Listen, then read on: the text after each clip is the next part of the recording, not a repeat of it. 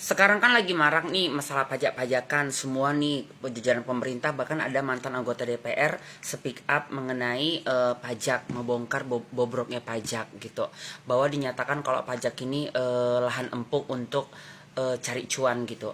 Itu entok benarkan sih gitu, karena memang ada teman aku ini infonya valid ya. Jadi kalau memang polisi ingin tahu pasti semuanya dari muncung entok ini, aku siap untuk dipanggil dan siap untuk menunjukkan siapa yang aku bicarakan ini. Nah, jadi ringkas cerita, dia terakhir kalau resmi pajaknya kurang lebih kena hampir setiap bulan itu 10% gitu ya. 10% berarti hampir 50 juta nih ya, harus setor ke negara gitu ya. Itu kalau resmi, entah resminya kayak mana pun nggak tahu. Nah, jadi ringkas cerita, ini jadi nggak resmi lah. Jadi tiap bulan itu cuma bayar 2 juta ya gitu kalau nggak salah.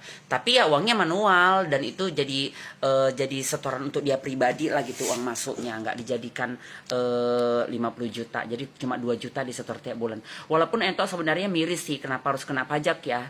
Memang kalau kita cerita baik ya memang harus dong kan gitu ya. Tapi ini kan kita cerita bahwa dia itu tergolong UMKM karena hanya jual makanan nasi goreng, mie goreng, makanan berserah, itu pun ya nuansanya hanya di Marelan gitu ya, belum sampai go internasional ataupun go nasional gitu.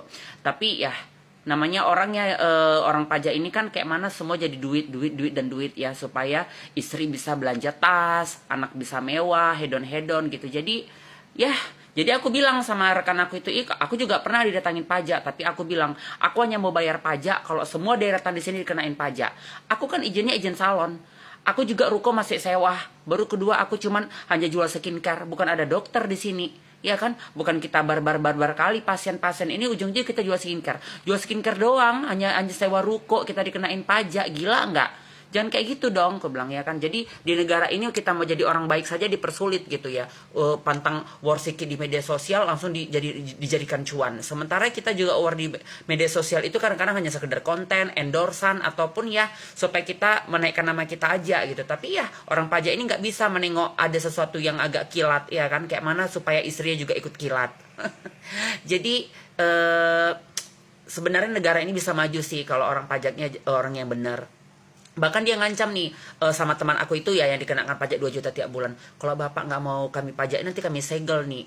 Karena ini sudah terhitung, karena mejanya kan sudah banyak bla bla bla bla. Lah orang meja banyak lah kena apa?